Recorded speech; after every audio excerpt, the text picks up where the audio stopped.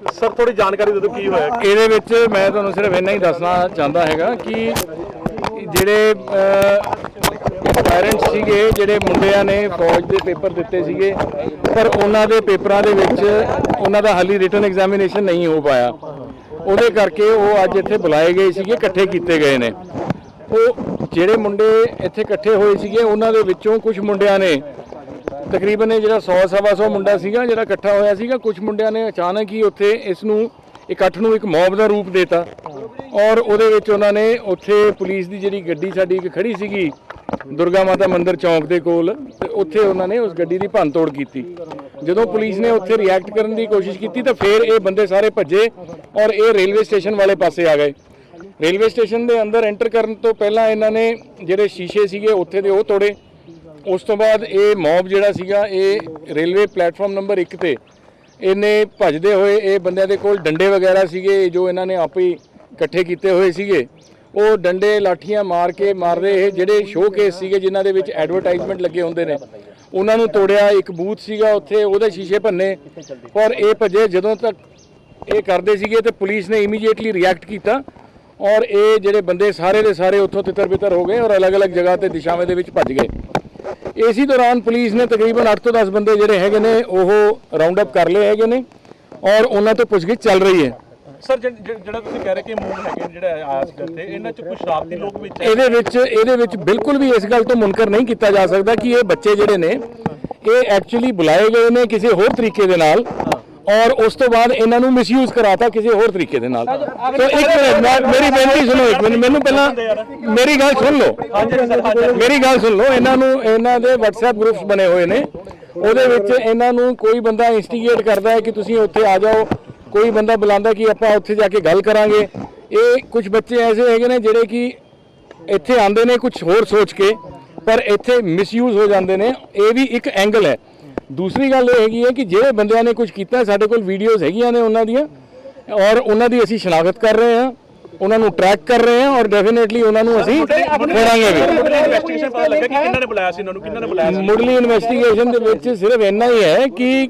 ਕੁਝ ਬੰਦੇ ਹੈਗੇ ਨੇ ਜਿਨ੍ਹਾਂ ਨੇ ਇਹਨਾਂ ਨੂੰ ਕਾਲ ਦਿੱਤੀ ਸੀਗੀ ਉਹਨਾਂ ਨੂੰ ਆਇਡੈਂਟੀਫਾਈ ਕੀਤਾ ਜਾ ਰਿਹਾ ਹੈ ਪੁੱਛਦੇ ਫੇਸ ਕਵਰ ਸੀਗੇ ਫੇਸ ਕਵਰ ਇਹਦੇ ਵਿੱਚ ਅਮੂਮਨ ਸਾਰੇ ਬੰਦਿਆਂ ਦੇ ਫੇਸ ਕਵਰਡ ਨੇ ਔਰ ਜਿਹੜੇ ਫੇਸ ਕਵਰਡ ਨੇ ਉਹ ਤੋਂ ਇਹ ਇਦਾਂ ਦਾ ਜਾਪਦਾ ਹੈਗਾ ਕਿ ਜਿਵੇਂ ਇਹ ਪਲਾਨਡ ਕਰਕੇ ਸੀਗੇ ਲੇਕਿਨ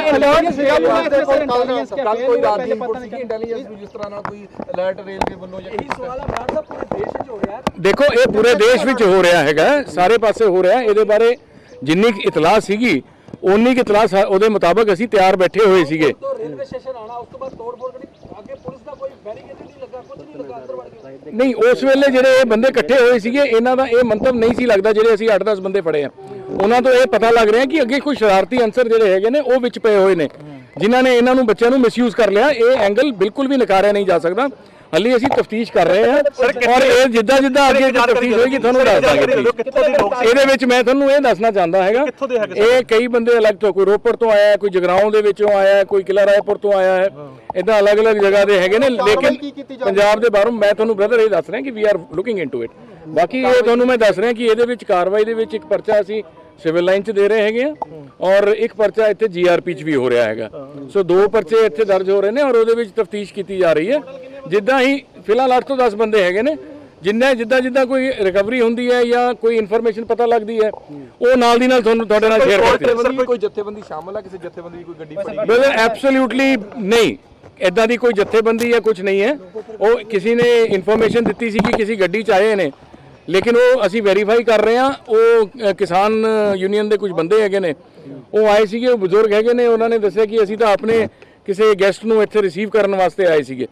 ਸੋ ਉਹ ਅਸੀਂ ਵੈਰੀਫਾਈ ਕਰ ਰਹੇ ਹਾਂ ਕਿਉਂਕਿ ਸਿਰਫ ਇਤਲਾਹ ਦੇ ਉੱਤੇ ਫੜੀ ਸੀਗੀ ਕਿਸੇ ਨੇ ਇਤਲਾਹ ਦੇਤੀ ਸੀਗੀ ਕਿ ਜੀ ਇਸ ਬੰਦੇ ਇਸ ਗੱਡੀ 'ਚ ਵੀ ਆਏ ਨੇ ਪਰ ਮੈਨੂੰ ਲੱਗਦਾ ਨਹੀਂ ਹੈ ਕਿ ਕੋਈ ਇਦਾਂ ਦੀ ਗੱਲ ਹੈ ਕੋਈ ਇੰਜਰਡ ਤਾਂ ਨਹੀਂ ਹੈਗਾ ਜ਼ਿਆਦਾ ਕਿਤੇ ਨਹੀਂ ਇਸ ਵੇਲੇ ਕੋਈ ਐਸੀ ਗੱਲ ਨਹੀਂ ਹੈ ਕੋਈ ਇੰਜਰੀ ਨਹੀਂ ਹੈ ਕਿਸੇ ਪਾਸੇ ਨਾ ही कोई इदां दी रिपोर्ट है ही सर कोई अंग नहीं हुई कहंदे ट्रैक दे उत्ते कोई नहीं नथिंग डूइंग ऐसा कुछ नहीं सामने आया और ना ही कुछ इदां दा होया आई हैव विटनेस्ड इट ਇੱਥੇ ਸਭ ਤੋਂ ਪਹਿਲਾਂ ਆਉਣ ਵਾਲੇ ਅਫਸਰਾਂ ਚੋਂ ਮੈਂ ਸੀਗਾ ਔਰ ਇਸ ਨੂੰ ਚੰਗੀ ਤਰ੍ਹਾਂ ਦੇਖਿਆ ਹੈ ਮੈਂ ਔਰ ਜਿਹੜੇ ਮੁੰਡੇ ਅਸੀਂ ਕੁਝ ਫੜੇ ਹੈਗੇ ਨੇ ਉਹਨਾਂ ਨਾਲ ਮੈਂ ਆਰਾਮ ਨਾਲ ਵੀ ਗੱਲ ਕੀਤੀ ਹੈਗੀ ਹੈ ਕਿ ਵੀ ਸਾਨੂੰ ਸਮਝਾਓ, ਕਿਉਂਕਿ ਉਹ ਬੱਚੇ ਨੇ, ਇਸ ਕਰਕੇ ਉਹ ਤਾਂ ਕਿ ਉਹ ਗਲਤ ਦਿਸ਼ਾ 'ਚ ਨਾ ਚਲੇ ਜਾਣ। ਸੋ ਇਸ ਕਰਕੇ ਉਸ ਐਂਗਲ ਨੂੰ ਵੀ ਅਸੀਂ ਦੇਖ ਰਹੇ ਹਾਂ ਸਰ ਇਹ ਚੈੱਕ ਔਰ ਪ੍ਰੋਪਰਲੀ ਕੋਲ ਟ੍ਰੇਸ ਕੀਤੀ ਜਾ ਰਹੀ ਜਿਹਨਾਂ ਨੇ ਇਹਨਾਂ ਨੂੰ ਕਾਲ ਕੀਤੀਆਂ। ਦੇਖੋ ਉਹ ਸਾਡੇ ਆਪਣੇ ਸਾਇੰਟੀਫਿਕ ਤਰੀਕੇ ਨੇ ਇਨਵੈਸਟੀਗੇਸ਼ਨ ਦੇ, ਮੈਂ ਸ਼ੇਅਰ ਨਹੀਂ ਕਰਾਂਗਾ, ਲੇਕਿਨ ਮੈਂ ਤੁਹਾਨੂੰ ਉੱਕਾ ਪੁੱਕਾ ਸਾਰਾ ਸਮਝਾਤਾ ਹੈਗਾ ਕਿ we are looking into it, ਅਲੱਗ-ਅਲੱਗ ਐਂਗਲਸ ਤੋਂ ਦੇਖ ਰਹੇ ਹਾਂ ਔਰ ਜਲਦੀ ਹੀ ਅਸੀਂ ਉਹਨਾਂ ਬੰਦਿਆਂ ਤੱਕ ਜ਼ਰੂਰ ਆਪਣੀ ਪਹੁੰਚ ਕਰ ਲਾਂਗੇ ਜਿਹੜੇ ਬੰਦੇ ਐਕਚੁਅਲੀ ਇਨਸਟੀਗੇਟਰ ਹੈਗੇ ਨੇ ਜਿਨ੍ਹਾਂ ਨੇ ਸਾਰਾ ਕੀਤਾ। Thank you so much. ਇਸ ਤੋਂ ਬਾਅਦ ਹਾਂਜੀ देखिए केस जो दर्ज किया 144 ਦੀ ਉਲੰਘਣਾ ਕੀਤੀ ਹੈ ਇਹਨਾਂ ਨੇ, ਠੀਕ ਹੈ, ਸਭ ਪਤਾ ਸੀਗਾ। ਉਸ ਤੋਂ ਬਾਅਦ ਵੀ ਇਹਨਾਂ ਨੇ ਕੀਤਾ ਹੈ, ਫਿਰ ਮੌਬ ਬਣ ਕੇ ਇਹਨਾਂ ਨੇ ਪਬਲਿਕ ਦੇਖिए ਸਾਰੇ ਜਿਹੜੇ ਬੱਚੇ ਹੈਗੇ ਨੇ ਇਹ ਮੇਰਾ ਖਿਆਲ 22 ਤੋਂ 24-25 ਸਾਲ ਦੀ ਉਮਰ 'ਚ ਲੱਗਦੇ ਨੇ। ਨਹੀਂ 18 ਸਾਲ ਤੋਂ ਕੋਈ ਘੱਟ ਨਹੀਂ ਹੈਗਾ ਜੀ। Thank you so. Baba Yamin Bangali 골ਡ ਮੈਡਲਿਸਟ ਤੁਹਾਡੇ ਸ਼ਹਿਰ 'ਚ ਪਹਿਲੀ ਵਾਰ ਅਦਭੁਤ ਸ਼ਕਤੀ ਚਮਤਕਾਰ ਵੇਖੋ। ਦੇਸ਼ ਵਿਦੇਸ਼ ਬੈਠੇ ਸਾਨੂੰ WhatsApp ਤੇ ਵੀ ਕਾਲ ਕਰ ਸਕਦੇ ਨੇ। ਘਰ ਬੈਠੇ 11 ਮਿੰਟਾਂ 'ਚ 101% ਦੀ ਗਾਰੰਟੀ ਨਾਲ ਸਮਾਧਾਨ। ਵਸ਼ੀਕਰਨ ਅਤੇ ਮੁਠਕਰਨੀ ਦੇ ਮਾਹਿਰ ਸਭ ਤੋਂ ਪਹਿਲਾਂ ਕੰਮ ਕਰਨ ਦਾ ਵਾਅਦਾ। ਨੌਕਰੀ, ਪ੍ਰਮੋਸ਼ਨ, ਕਾਰੋਬਾਰ 'ਚ ਪਰੇਸ਼ਾਨੀ, ਘਰ 'ਚ ਝਗੜਾ, ਬਰਕਤ, ਔਲਾਦ ਕਹਿਣੇ ਤੋਂ ਬਾਹਰ ਹੋਣਾ, ਕੋਰਟ ਕੇਸ, ਤਲਾਕ, ਪ੍ਰਾਪਰਟੀ ਡਿਸਪਿਊਟ, ਗੁਪਤ ਰੋਗ, ਪੁਰਾਣਾ ਦਰਦ, ਪਤੀ ਪਤਨੀ ਚੰਬਨ, ਜਾਦੂ ਟੋਣਾ, ਮਨਮੋੜੀ ਵਸ਼ੀਕਰਨ ਕਰਵਾਉਣਾ ਜਾਂ ਤੁੜਵਾਉਣਾ, ਸੌਤਨ ਦੁਸ਼ਮਣ ਤੋਂ ਛੁਟਕਾਰਾ, ਸਦਾ ਲਈ ਰੁੱਸੇ ਨੂੰ ਮਨਾਉਣਾ, ਪਿਆਰ ਮੁਹੱਬਤ। ਬਾਬਾ ਯਾਮੀਨ ਬੰਗਾਲੀ 96 435 032 21।